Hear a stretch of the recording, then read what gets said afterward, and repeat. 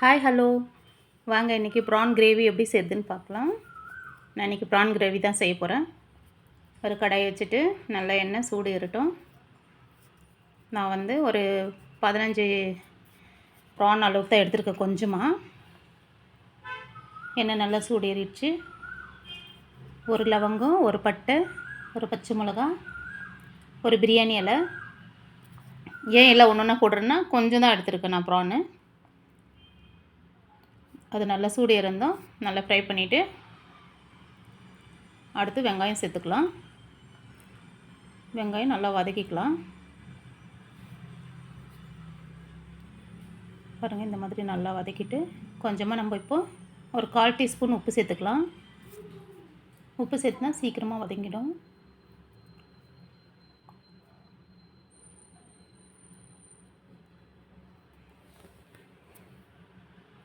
சிம்லேயே வச்சு செய்யலாம். இந்த அளவுக்கு வதங்கணும். இப்போ இஞ்சி பூண்டு பேஸ்ட்டு சேர்த்துக்கலாம். இது இஞ்சி 1/4 டீஸ்பூனு, 1/2 ஸ்பூனு பூண்டு பேஸ்ட்டு 2 போட்டு நல்லா வதக்கிக்கலாம். நல்ல ஒரு ஸ்மெல் வருது பாருங்கள், சூப்பரான ஒரு மணம். இஞ்சி பூண்டு பேஸ்ட் போட்டாலே நல்ல ஒரு மணம் இருக்கும். அடுத்து தக்காளி சேர்த்துக்கலாம். நல்ல பெரிய சைஸ் ஒரு தக்காளி. நல்லா இதை வதக்கிக்கலாம். இப்போ கொஞ்சம் ஹையில் வச்சு வதக்கிக்கலாம். தக்காளி வதங்கட்டும். பாருங்கள், இப்போ மசாலா சேர்க்க போகிறேன். சீரகத்தூள் 1 ஸ்பூனு, தனியாத்தூள் 1 ஸ்பூனு. நான் வந்து ஸ்பூன் வந்து ரொம்ப குட்டி ஸ்பூன், அது டப்பாவில் இருக்கிறது. பெரிய ஸ்பூன்ட்டு ஒரு 1/4 டீஸ்பூன் தான் சேர்த்துருக்குறேன். உங்களுக்கு பிரானை பொறுத்து எவ்வளோ வேணுமோ அவ்வளோ மசாலா சேர்த்துக்கோங்க. தேவையான அளவுக்கு உப்பு, மிளகாத்தூள் எவ்வளோ வேணுமோ அவ்வளோ போட்டுக்கோங்க. மஞ்சள் கொஞ்சமாக சேர்த்துக்கலாம். இது சிம்மில் வச்சுட்டு நல்லா வதக்கிட்டு மூடி வச்சிடலாம். ஏன்னா அப்போ தான் அந்த தக்காளி எல்லாம் நல்லா வதங்கி கரைஞ்சிரும். நல்லா பேஸ்ட் ஆகிற அளவுக்கு அதை நம்ம வதக்கி எடுக்கலாம். பாருங்கள், இந்த மாதிரி நல்லா கரண்டி வச்சு பேஸ்ட்டாக பண்ணிடலாம். நல்லா பேஸ்ட் ஆகிடுச்சு பாரு, நல்லா வதங்கிடுச்சு.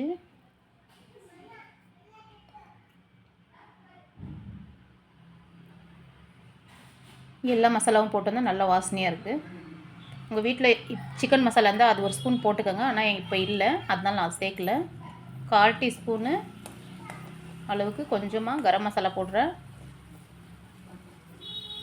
கரம் மசாலா போட்டால் தான் நல்லா வாசனையாக இருக்கும்.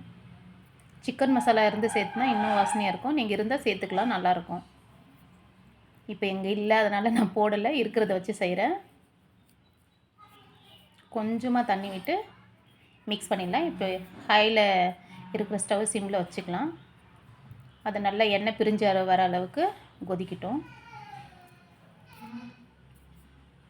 பாருங்கள், எண்ணெய் நல்லா பிரிஞ்சு வந்துருச்சு.